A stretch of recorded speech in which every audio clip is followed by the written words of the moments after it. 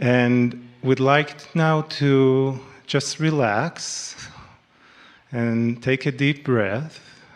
And please maintain that experiences you were having through that presentation with John, through that energy, that vision of yourself or your connection, your own connection with your energy beyond this body. Take a deep breath. Make yourself comfortable more where you are sitting. And feel and sense your energy deeper, your expansion, your vastness, your light patterns, feeling, seeing inwardly, your light colors, vibrations, whatever they may come to you right now. Feel their movement, their energies, the tendrils of light and fibers and frequencies. How they are rising from within you and all around you. Connecting to the true source of who you are and how in unity we are all are. Breathe and let that breath connect you more through your heart, the engine of your soul in this body, connected to the DNA, not only the physical DNA, but your soul DNA, your quantum DNA, that is connected to all the lifetimes you had on earth, and beyond this earth, connected to all of the galaxy, to all of creation. There's really no limit when you are deeper into that connection. It just keeps going, and sense of time is disappearing. So allow yourself to gently go deeper into it, loving yourself into this process, loving that energy of yourself. Breathe and open to it even more. It's not in the words, it's always in the feeling, in the experience, in the vibration, beyond the mind, beyond the body.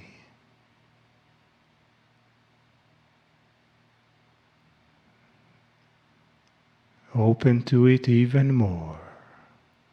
Love yourself in this moment even more, because loving yourself is what brings you even more a greater experience of your true essence, in a place of no beginning and no end. And let us invite from the love, from the energy, and from the guidance of Kryon. Greetings, dear ones. I am Kryon of Magnetic Service. There are so many who continue to ask, who is Kryon? What is Kryon? Where from are you, Kryon?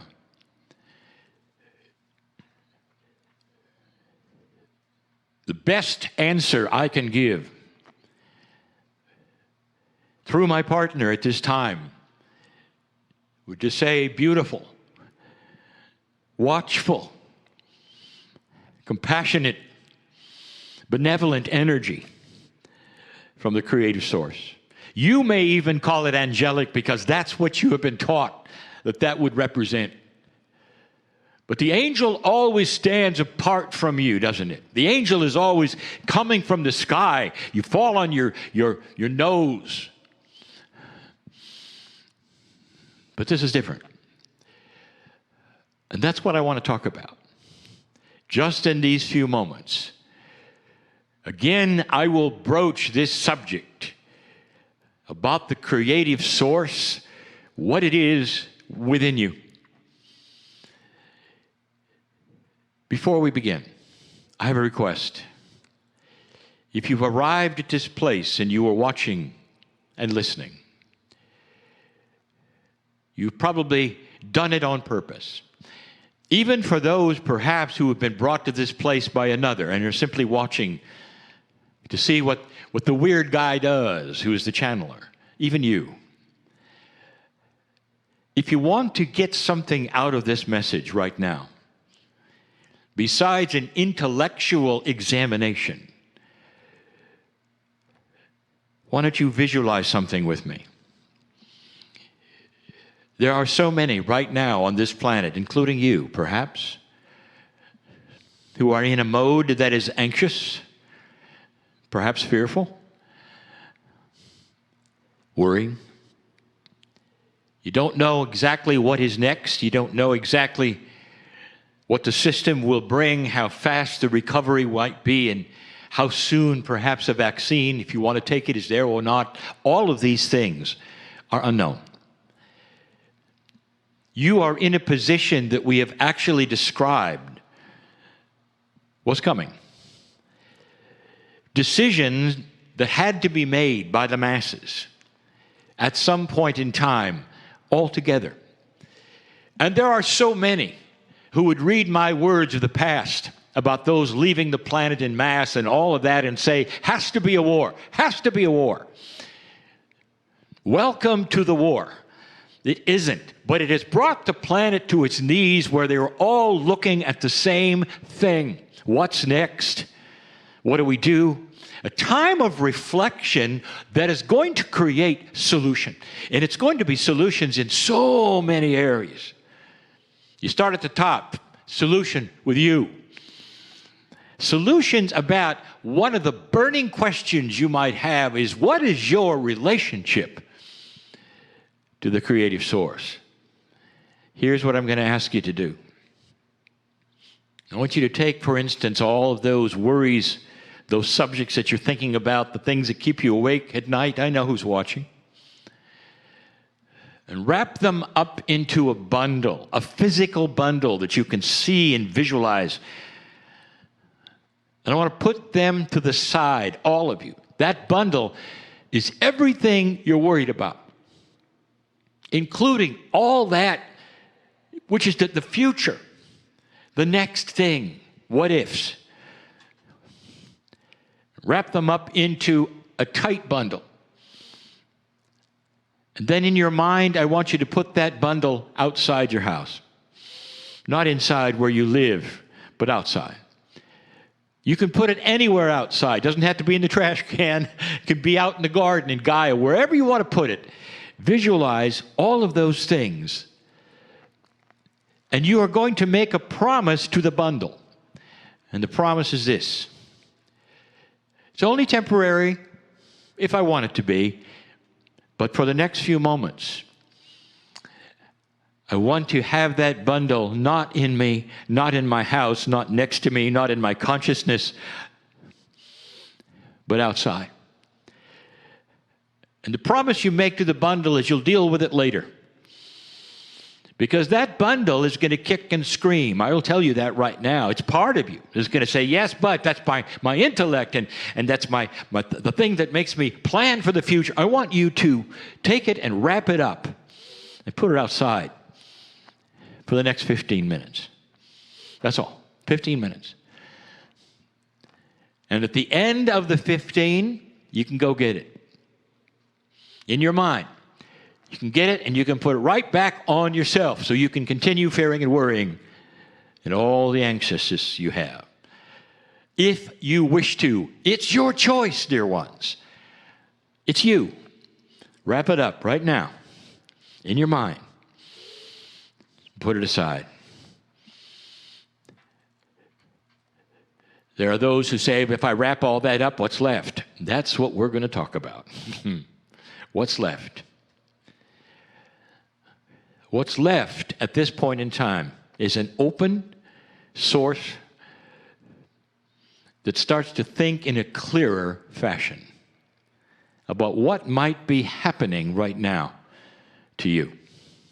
What is it?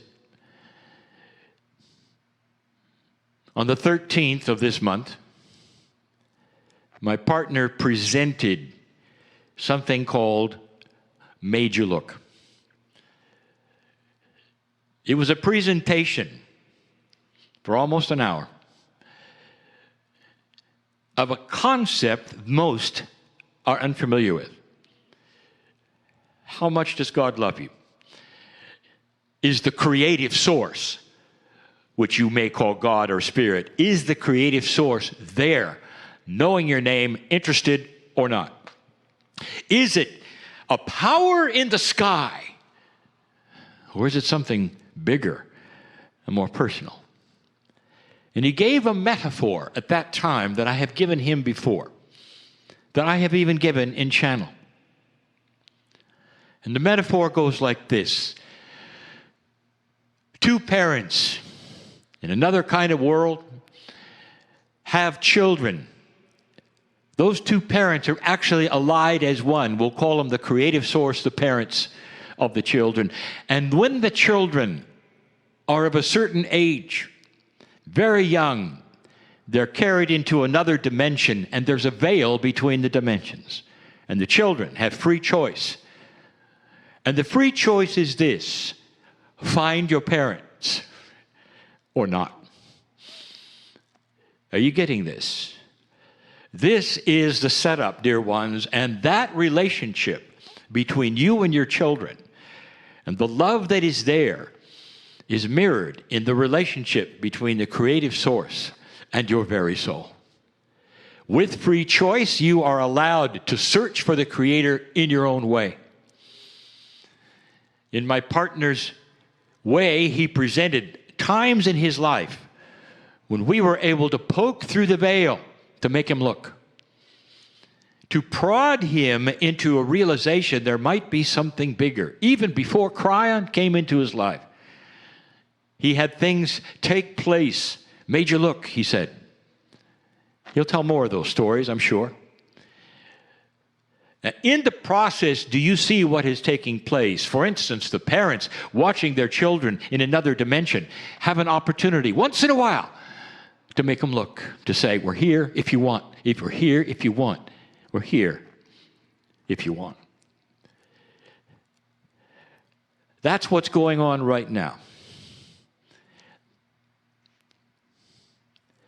With that bundle outside, I want to ask you some questions. Is God, creative source of the universe, something more than a power in the sky? I will tell you the truth. It's the biggest truth of the planet. It's the core truth of all things. It's a truth that is the beginning and the end. It is a truth that is beyond all other truths. And this is the truth. The creative source of all things, including this galaxy, all of the life in it, your earth and your very soul, loves you, knows your name, cares about you, has benevolent action for you, and has its arm outstretched every moment of the day. Loves you beyond measure. Period. And this flies in the face of almost all logic on the planet. They say, yes, but here, and what is the intellectual meaning of it, and how does it work, and what can I do? And what if you were to relax just for a moment and think about these things? Does God care? Does Spirit care? How would you know? I have told you before that there are axioms of truth that have to do with action, compassionate action. How much do you care about those with you? I'm not talking about your family. I'm talking about those with you on the planet. How much do you care about them? How much do you care about what's happening right now to those who are suffering or have lost loved ones? How much do you care? Now, there are those who will say, well, I care a lot. But I will tell you, there are also those who sit and wait for God to care for them. And they'll say, there is no evidence at all that God cares about me. I've been sitting here waiting for a care message for a long time, not understanding that part of this process is mirroring God in your life. How much do you care? When you start caring, suddenly you feel the care for you. That is an axiom. You call it a system, call it a rule, if you wish. And it has to do with the relationship that you are learning between the creative source and you. The more you're able to do the things that you are expecting God to do for you, the closer you become to a grand truth. How much does God care?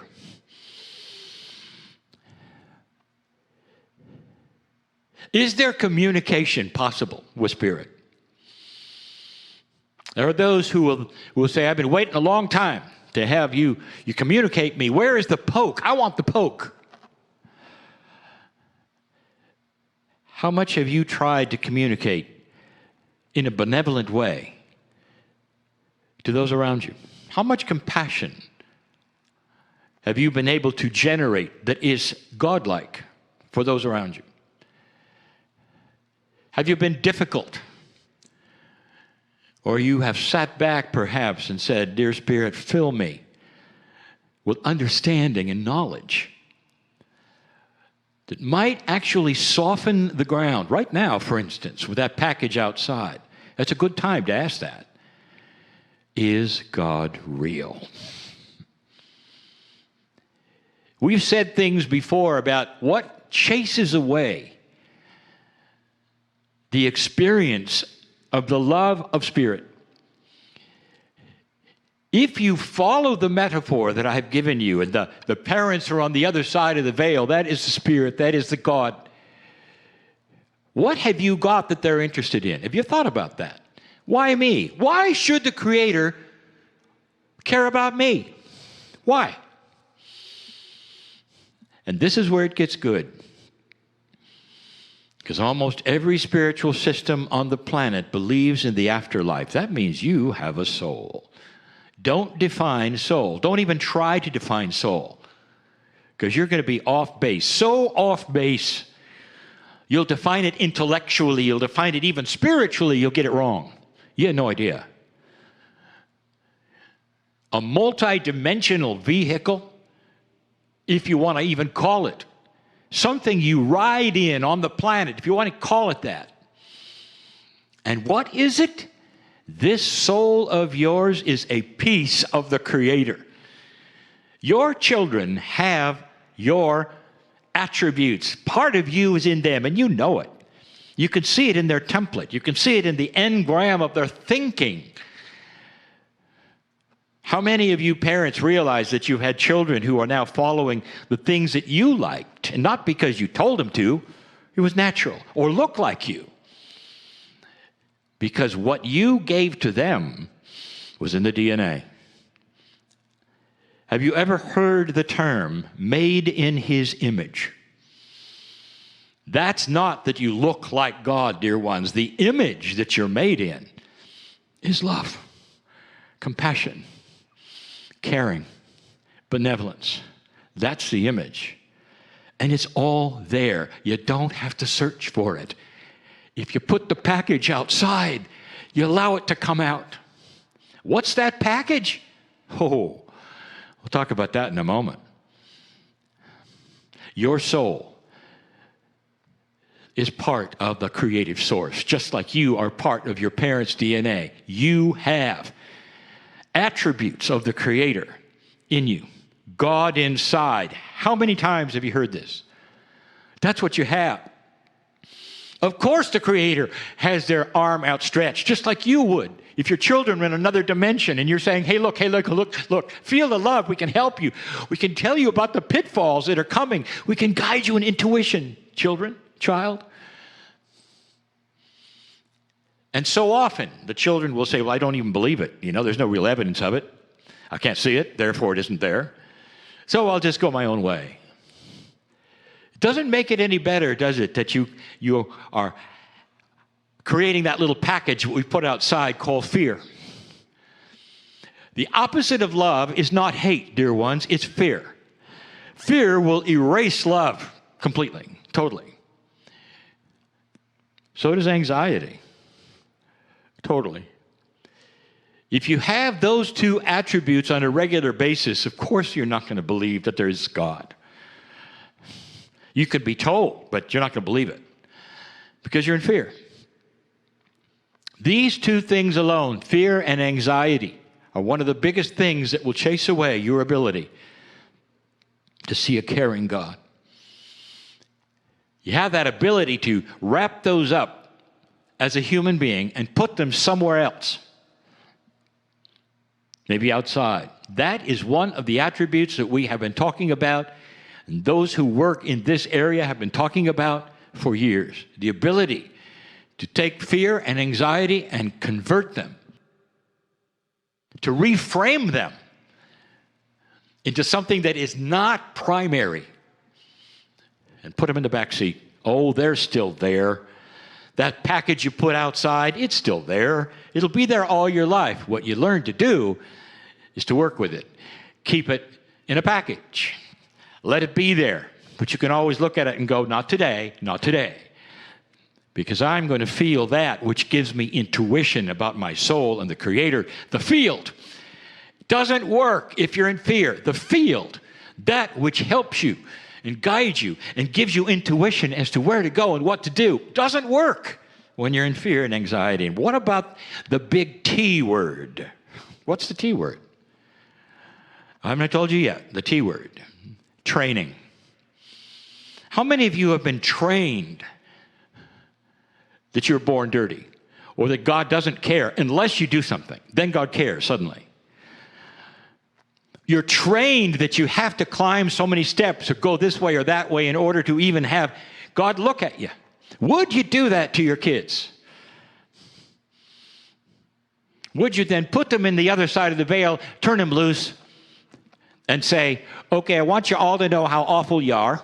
And then second of all, I want you to know that you better fear death, because when you die, you're not coming home. You're going to go to another place, and we're going to poke you and torture you all the time. Oh, and your children too. That's training. How many of you are trained in that way about this loving, creative source that has its hand out, is beautiful, that you're an image of the love? How many of you are trained out of it? Just trained completely out of it. Think about it. And the answer is most. It's time to reframe everything you've ever learned in this time when the world is at its knees, looking at what it's going to learn, what it's going to do next, how it's going to recover, what are the solutions that are going to come. And I'll tell you, you're about to see solutions that are more compassionate and benevolent. There will be holdouts, of course. The old energy is always there, of course, as this planet is in renewal. But the big one, the first one, is for you. What are you going to do with the package when the channel is over? If you keep it wrapped up and you understand what it is that keeps you from God, perhaps it's going to be the beginning of the rest of your life in a more compassionate, more benevolent, happy, joyful way. I'll be back. And so it is.